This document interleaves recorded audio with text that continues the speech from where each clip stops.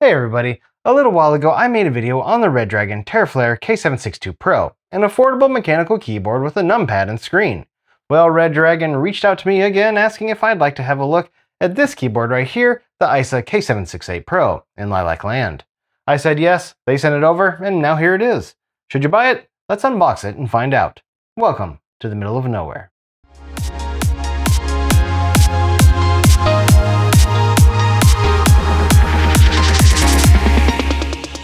Disclaimer time.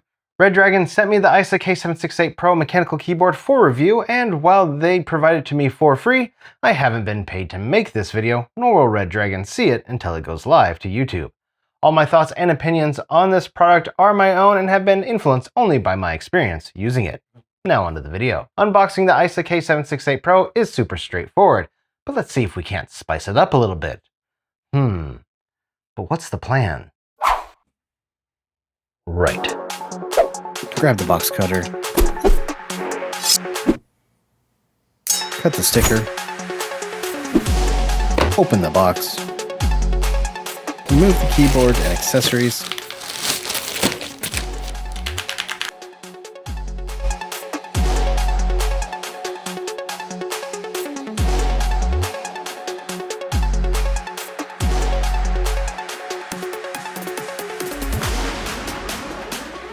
Play with the keyboard.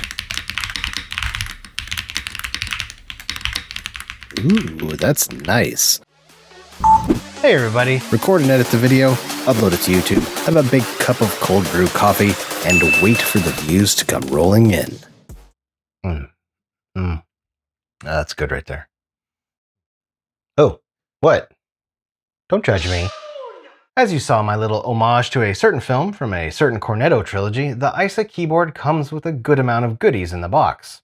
One thing that pleasantly surprised me was the presence of foam to help protect the keyboard during shipping. There's also a good deal of information about the product on the box, so people who might encounter the EISA in a store can get a good idea of its features.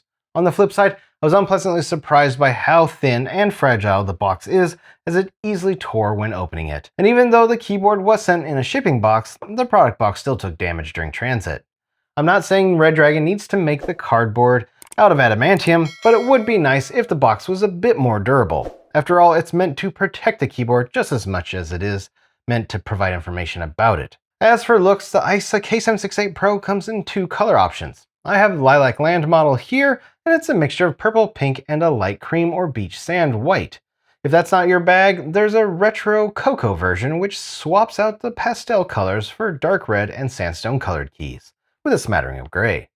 The manual Redragon provides is quite handy, even if the print is rather small, which is no good for those of us with aging eyes. The information in it is helpful and covers a variety of EISA's functions, such as setting lighting modes, color and brightness, and how to connect the keyboard wirelessly, because as with the 𝐴𝐿, you can connect the EISA three ways: through USB, with Bluetooth, or wirelessly using the included 2.4 GHz dongle, which you can tuck away into the back of the keyboard.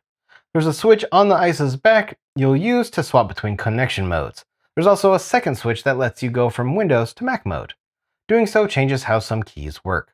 As you might have noticed, the keyboard does have a numpad, but it also doesn't look like your typical full-sized keyboard. That's because it's not.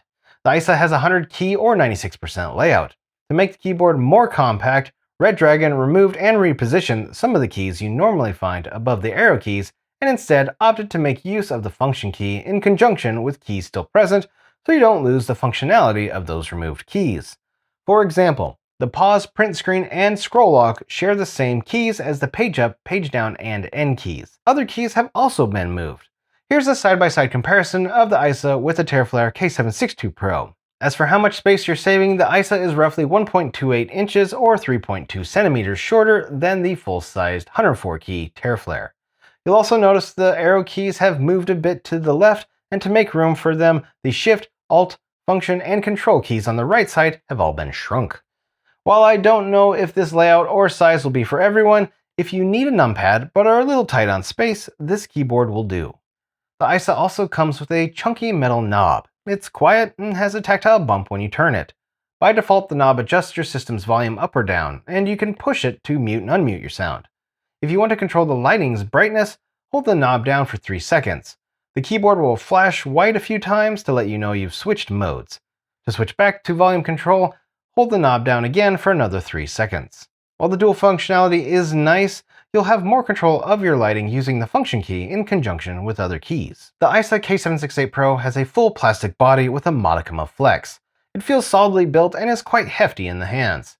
It uses silicone gaskets for mounting, and this gives the keyboard a bit of a bounce when typing, but only a little since it still feels quite solid when you bottom out the keys as you type. Additionally, there are 5 layers of foam and sound dampening material to help reduce any kind of hollow sound the keyboard might make. During my use, I can attest to hearing no hollow sound. Quite the opposite, in fact, as the EISA sounds very solid, and the switches and caps it uses in combination with the layers of dampening materials give the keyboard a solid, higher-pitched, chattering sound profile rather than a deep, thocky one. If you like the Joker's laughing teeth, the EISA sound signature will definitely be for you. Here's an extended typing demo. Oh, wait. Sorry, wrong demo. Let me first talk about the keycaps and switches, and then I'll provide a real typing demo for you to hear. The EISA's keycaps are PBT shine through, and the LEDs on the PCB are north facing, so keep that in mind should you want to swap out switches or keycaps and still want to make use of the shine through lighting so you can see the keycap legends at night. Speaking of legends, the keycaps are easy to read and they don't suffer the same issues I had with the Terraflare, where it was difficult to read the function key text on certain keycaps. This is due to the better contrast between keycap color and the ink color printed on the EISA's caps. Of course, since the secondary text isn't illuminated by the keyboard's lighting, reading them at night will still pretty much be impossible. Unless, of course, you're an owl. Speaking of switches, while the sticker on the back of the box with the keyboard's model name and the product page's information says the EISA uses Dragon Chant switches, there's an even bigger sticker on the front of the box that says 𝐤𝐸 switches. After doing a quick bit of research, I found it's the same switch, just with 2 names. I prefer the 𝐤𝐸 name since the stem looks, well, like an egg yolk, so it's an apt description. The switches are factory lubed, linear, and Redragon describes them as having a cushioned, rich linear travel that gives you a silky, creamy, and cozy typing feedback experience. Well, I'll be the judge of that.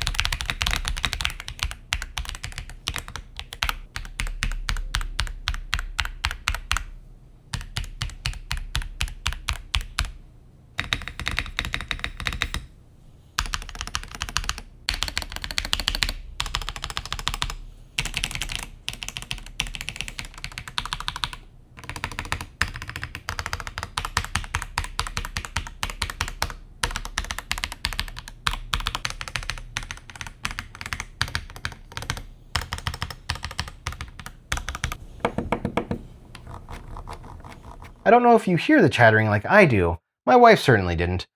I am a hard typer, so maybe those with a softer touch, it won't sound as chattery. As for personal experience, while the EISA has a good typing experience, I like a deeper thock than what it provides. So in this regard, I prefer the Terraflare's deeper, thockier sound profile. Having said that, don't let my personal preference dissuade you from the EISA. Its sound signature isn't offensive, it's just not for me. A good thing, however, is that you can swap out the eggy Dragon Chanty switches for whatever you might prefer. To avoid compatibility issues, just make sure whatever switch you choose are either 3 or 5 pin switches. Showing off its versatility yet again, the EISA has 2 feet with dual height adjustability for a total of 3 height levels. You'll also find a slew of rubber pads to help keep the keyboard from slipping around your desk. Also on the bottom are several screw points, which means you should be able to easily take the keyboard apart should you need to do maintenance or want to mod it. I like that Redragon uses screws over clips as there's less of a chance of breaking anything when taking it apart.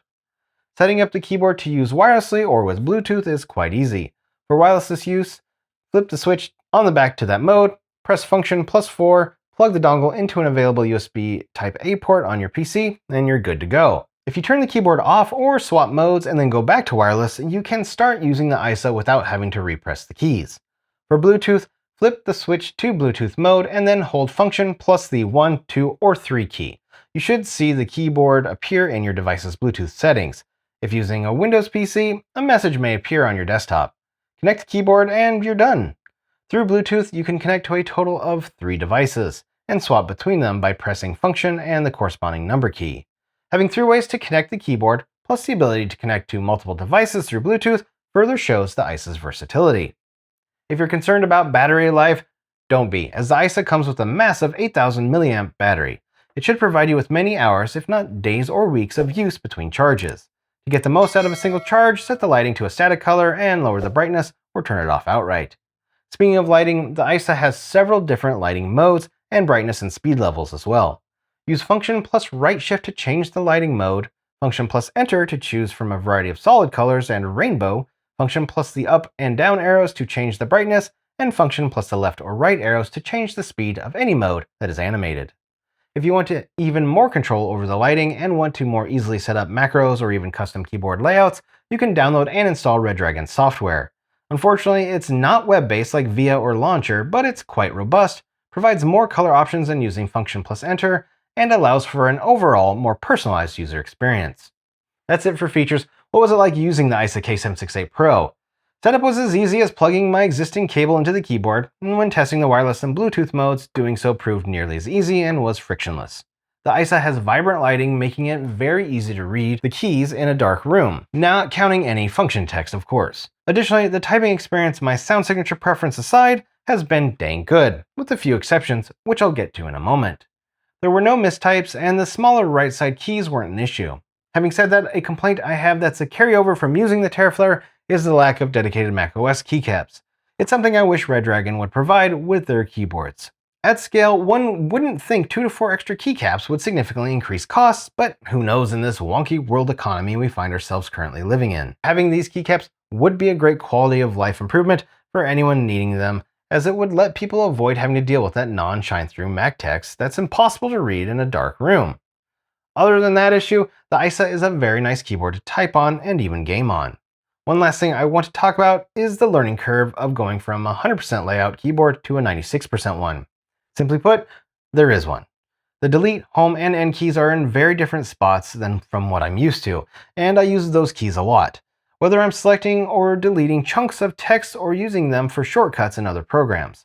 The new placement definitely takes some adjustment. If you can't get used to that layout, the EISA may not be for you. I can also say that using Shift plus Home or End to select a line of text has been ergonomically challenging for me. Maybe it won't be for those with larger hands, but if it is, then you'll probably want to stick with a 100% layout keyboard. If space is tight and you can stand losing the numpad altogether, then an 80% aka TKL keyboard should serve you well. Redragon has plenty of models in both these layouts, among others. Definitely check out their offerings to see which option best fits your needs and preferences. Ultimately, I've had issues adapting to the 96% layout, and my stumbles have been noticeable and blocking enough to me that I'll be going back to my 100% layout keyboard. But having said that, let me be quite clear as well. This is a personal preference and not at all the fault of Redragon or the EISA. Now let's talk about price. Coming in at $64.99, the EISA should make anyone's short list of possible peripheral options, provided none of my complaints are also disqualifying factors for you. Also keep in mind that the $64.99 price tag is before any of Redragon's coupon codes, like the 8th anniversary coupon they currently have available as of the recording of this video. Applicable site-wide, it will take 20% off your purchase. Don't want to buy directly from Redragon and use their coupon code? You can also find the EISA on Amazon for less than the $64.99 MSRP price. I'll put links to both sites in the description. These are affiliate links, so I'll get a small commission from any purchase you make, and while it won't cost you anything extra, it will greatly help the channel. Bottom line, the EISA K768 Pro is well built, feature rich, and is very affordable, but while it might not be for everybody, it might be for you. And that's all I have to say about that. What do you think of the EISA keyboard from Redragon? Have you used it or any other Redragon products? If so, what did you use and how's your experience? What other keyboards in the EISA's price range would you recommend as a good comparison to look at? For those custom keyboard fanatics out there, what switches might you suggest as alternatives to the Dragon Chant switches? Leave a comment and let me know.